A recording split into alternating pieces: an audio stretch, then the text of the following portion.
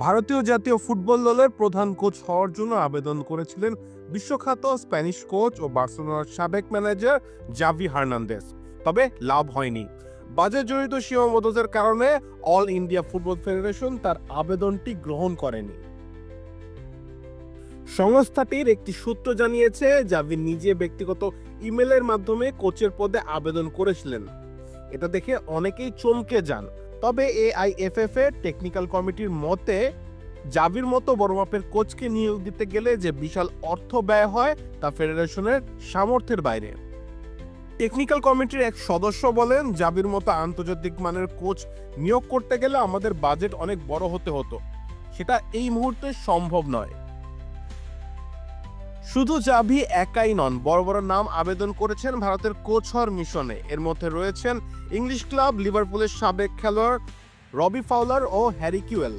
এছাড়াও ভারতের আইএসএল এ কাজ করা কিবু ভিকোনা, এলটো শাটরি ও খালিদ জামিলের মতো অভিজ্ঞ কোচরাও আবেদন করেছেন। ভারতীয় ফুটবল ফেডারেশন জানিয়েছে, এই পদের জন্য মোট 170টি আবেদন জমা পড়েছে। এতে বোঝা যাচ্ছে ভারতীয় জাতীয় দলের প্রতি আন্তর্জাতিক কোচদের আগ্রহ দিন দিন বাড়ছে। জাভি হার্নান্দেজ বার্সেলোনার হয়ে খেলেছেন 700-র বেশি ম্যাচ, জিতেছেন 8টি লা লিগা, 4টি চ্যাম্পিয়ন্স লিগ ট্রফি। স্পেন জাতীয় দলের হয়ে তিনি 2010 সালের বিশ্বকাপ এবং 2008 ও 12 সালের ইউরোজয়ী দলের গুরুত্বপূর্ণ অংশ ছিলেন।